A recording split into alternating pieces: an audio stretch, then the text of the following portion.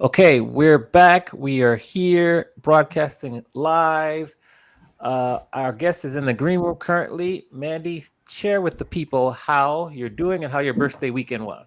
Ooh, well, happy Monday, Amani. It's good to see you. And my Likewise. birthday weekend was fabulous. I had a talent show. I had a 50th birthday party talent show, and it was hilarious. I told my friends the only gift I want for my birthday is your time and your talents. And they brought it. They brought it. They brought it. They brought it. And it was like everybody brought some sort of different talent. And we had like food and drink for the first hour and a half. And then the talent started at 7. And it was a blast. We had a stage, people read haikus. Scoot, my husband, created. Now you've seen his tiramisu before, right? You've seen it. We've seen it Yeah. on the show. So he said, Mandy's favorite dessert is tiramisu. So as you are all doing your talents, I am going to prepare a tiramisu for all of you live. So while people were on stage, Scoot was off to the side with the table and he removed this sheet and he had the KitchenAid mixer and he was literally making a tiramisu live. So at the very end, when all the talents were done, he presented us with the tiramisu and we all ate it. It was so fun. So, like, was that somebody did a ribbon dance to Chariots of Fire? It was one of our past guests, Tim Mulligan, did a dramatic reading from his new play called Twitchland. He has Twitchland at Snitchland. It was so fun. So I was honored that my friends did that. But I all I wanted was joy and giggles all night, and I got it. So it was really great. All It was right. really great. Sounds like it worked out well. Go ahead. Well, now what about you? I want to ask you because I just got your one of your social media posts that shows all of your book events this month. Can we just quickly? You look so busy. Can we talk about your August book events? There's so much on your plate. Yes, yes. Thank you. So we start off, we're going to go to Miami, and I have two events when I'm in Miami. And also, I used to work and live there. So we're going to have a reunion of the hotel I used to work at. So that'll be in Fun. Miami. And then after that, I head right from Miami to Dallas. And Dallas, I'm part of MPI's thought leaders. So I'll be there speaking about the written Mhm. word. And then I go straight from Dallas to LA for first day of school. Then I come back home, and then I'll go to do DJing at Nico's the end of August. So that's kind of the plan. Those are the Yeah. book events, and it's just the tour continues, as they say. The tour continues. Yeah. Busy year, Monty. I'm so happy for you. Yes, yes, appreciate it. Thank you for the support. Thank you for asking. And yeah, Yes. we're just trying to stay busy. Stay busy. One last thing. I want to give a shout out to everybody that donated to my birthday fundraiser, the California Hotel Lodging Association Hospitality Foundation. I set a goal to raise $5,000 for students. We give scholarships to hospitality students. And we are about like $350 away from reaching our goal. So if you still have anything left in the tank, every little bit counts 10, 20, $50, whatever. Every little bit counts. You can go to my social media, Mandy Graziano, wherever you find me, and you can find the link. But just thank you to everybody that donated. And we're still climbing and we're so close to the goal. So everybody's making a big impact. So just thank you, thank you, thank you for that. Awesome. Yeah. Great.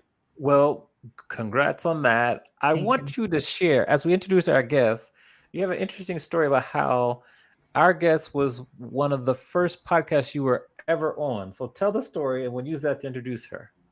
I have two stories about our guests. The first one Okay. is yes, our guest Donna, who interviewed me in 2021. It was the year my book came out, and she was the very first podcast I was ever on.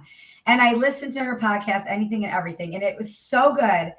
And I was like, Donna, how can I support you as you're doing this? Because this is a really good podcast. She interviews different business people, and their stories were great.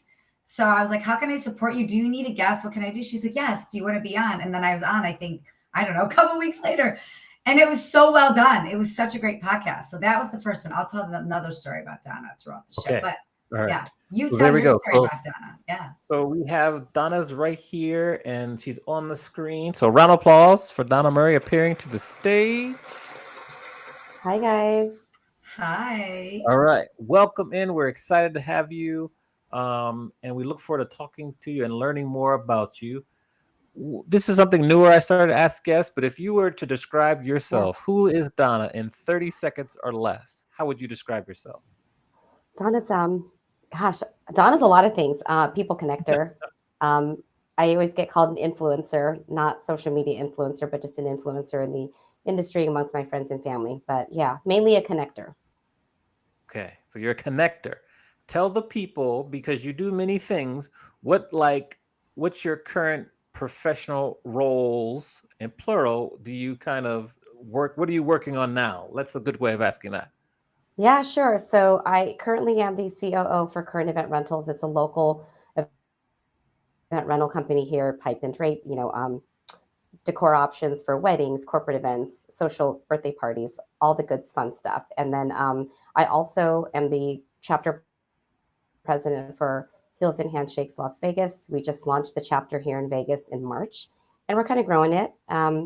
It's not just hospitality and special events focused, but it's all industry. So that's kind of new. It's my newest baby. And I'm also part of a book launch. So I'm writing a small chapter in a book launch with a lot of local ladies here. It's called Slaying Las Vegas. It's part of the Slaying USA chapter book series, and we're actually launching that August 21st. So perfect timing to announce it. Okay. Now, um what when you think about everything that you're doing, what do you like want to be known for? What do you want to be known for? I just want to be known for somebody who I actually want to be known as being a mentor. I really do spend a lot of time with the not students, but just young professionals in our industry because I feel like that's something I didn't have. And thank you, Mandy, for highlighting my podcast and being a guest on it. I just want to add to that. You made it sound so much better than it was. That was my inaugural year, and I I was love that really, podcast. I know, but I was, it's you're playing it by ear. You're trying to figure out, you're finding your way, right? And we were still kind of in the pandemic, so I appreciate you for joining that. But when I talk about mentorship, Mandy and I go way back. So she and I actually worked together at the Caesars Hotel, Caesars Entertainment, Mm. and she was one of the nationals, and I was entry level EMM. And I kind of looked up to her because she was new in town, but she was so friendly, and we didn't get that a lot. A lot of the seasoned professionals sometimes are just really busy. They don't have a lot of time to give you. And I get it. They're meeting clients, they're, speaking at events and then running their team. So I always remember that with Mandy. And I told myself when I eventually get to her level as a national or higher, that I would offer that to young professionals because it's not often, open to people. They have to go out and find, their mentor. They have to find a boss who they can learn under. So yeah, I think it's important, especially when happy birthday, Mandy, by the way. I just Thank celebrated you. Mhm. my 50th birthday. And I know that a lot of people are like, oh, you're still young. Well, I feel like I'm slowly kind of having a step back eventually as I get a little bit older. I know I'm not old, and we need to groom the newer generation. So I think mentorship and having a succession plan is huge for the success of a company. All right. Mandy, I'm over to so you to kind glad of to hear. continue that. Yeah, well, I'm glad to hear you say that because I wanted to touch on the Wayback Machine when I first met you, and that was Yeah. almost 16 years ago, Donna. This is a long time ago, right? It's like 15, yeah, 15, 16 Yeah. years ago. And I knew that you were going to light the world on fire. Like I knew you were a firecracker from the minute I met you because you kept coming You're to so me, sweet. but you were asking. You were like, what Yeah. about this? You were very curious, but you were also like, how do I do this? How do I do that? And so I want to ask you, you were paving a way for yourself back then, but for anybody else that might be in that role right now, right? Maybe they are a junior salesperson or junior events person, or maybe they're in a coordinator's role. What advice would you give them today to carve a path for themselves the way you've carved a path for yourselves? Definitely get involved. I know a lot of the younger professionals. I was an older young professional, meaning I wasn't fresh out of college. I was a young single mom in my early 30s. And so it's a little bit different, right? Um, I was trying to put myself out there. And like I said, the only way you can do that is getting involved. I never thought I would sit on boards. And Amani and I also go way back to my hotel days because Mhm. I was joining. It was so Miss Mai. She joined. She was a part of MPI SoCal, and I was part of that chapter as well. And I thought, okay, how can I get involved? She's like, we need a membership person. We need somebody to help. And Amani, I think you were the membership chair. Mhm. So Mhm. she connected us, and I was like, okay, how do I get involved? And that was my first experience with associations. Now I've been part of NACE and on committees with WIPA, all that other fun stuff, and now Heels and Handshakes. I didn't know anything, and at first I thought this is a lot of work. Like, why would anyone want to do this on the side and not get paid? But you don't realize how many more connections you're making, how much exposure you're getting to other people outside of your market, because the MPI SoCal chapter is all of Southern California. How many new vendors you're connecting with, that's going to help you elevate your business. So definitely just getting involved and attending those networking associations or conferences like MPI WEC is another national conference where it brings everybody together. But involvement is key. No one's going to see you if you're hidden. If you think you're going to be able to have an opportunity to promote and keep advancing in your career while you're sitting behind your computer at a cubicle, it's not going to happen. Nobody will know you. So I want to continue to hang here because you were a trendsetter in your role then, in your trendsetter when you started the. So I want to continue to hang here because you were a trendsetter in your role then, in your trendsetter when you started the podcast. What tell us about the podcast and what made you start the podcast? So the podcast, I believe I launched it the end of 2020. We're in the pandemic, of find jobs, find remote jobs, of course, because we were still shut down. And I thought, well, let me just start a podcast and interview people in our industry or, business owners in our industry to see how they got their start in business. Because, of course, as you see now, there's so many entrepreneurs. Everyone's trying to leave their corporate one day and say, I want to write a book and I want to open up a business. And it just launches and takes off from day one. Yeah. There's a process. I think one of my favorite guests you had was the lady that did the chocolate dip bananas. What was her name? Leah Lana's Bananas. Oh Yep, my gosh, she was so cool. And I was like, what a great story. Like her grandpa like loved yeah. that she was an influencer. And like I think I probably went to her website so many times to see those chocolate dips She was or my first chocolate chip episode. bananas. Yeah, she was so great. Yeah. And the tile lady too. I think what was it?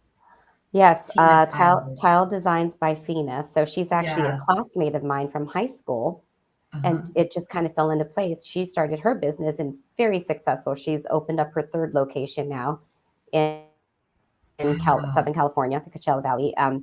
And it just started off because one day her corporate company decided to shut their doors and she was laid off. And she was like, what am I going to do? So, yeah, if you listen to that episode, she decided to go ahead and start her own business. And look how much it's taken off now. And she's had so many stints on HGTV, being part of a ton of like the Splash House in Palm Springs. So I'm excited for her and her growth. And she actually recently started a podcast as well.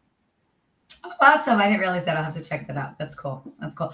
Now, for the podcast, what are something, Amani and I started ours 3 years ago. Amani had one Mhm. before me, but this was my first podcast, and we've built in public, made lots of mistakes. We've learned so much along the way. What are a couple things you've learned along the way that you'll never do again, or a couple things that you're like, God, I'm glad I did this? Definitely making sure you follow somebody. And I know not everyone's big on social media, but find somebody who can engage with your audience and not just be a great story. But if they're not engaging, it's a little bit, it's like watching a boring movie. Mm. I've had some comments of previous guests, and you're just trying, it's like squeezing their arm just to get them to smile or say something exciting. They have an amazing story. But yeah, definitely trying to find a little bit more about the guests that you want to bring on your show.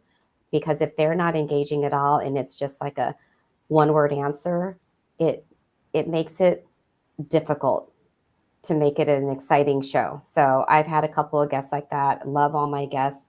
However, a lot of them have expressed if they're really shy. They're like, can you kind of just run with it and fill in the empty space, empty airtime? I'm like, sure. Mhm. Yeah, sure. Yeah. Hmm. But still, it makes it better when there's a So little flavor. it does. So in the spirit of learning on the fly, we're Mhm. having a lot of technical issues. So we can continue, but it might make sense for us to actually reschedule and record this again because it's cut out a bunch of times, and that's not going to be good for the final one. Reschedule because the internet's acting real funny and it's breaking up. Okay. And I want us to have a good recording Yeah, I because think we've had yours a is couple of choppy. that didn't happen. Okay. Okay. Yeah. Yeah. So maybe we stop now. Let's figure Mhm. out because if you have a home office, right, Donna? Because if you have a home office, right, Donna? I do. So it might be best if we figure out a time when you're in your home Yeah. office, and then I can fix my internet because it's just choppy right now. It happened during the show. Mandy, what do you? Yeah, let's look at, you want to look at Okay. our calendars and figure that out? We can just do that when we're together. We'll just record.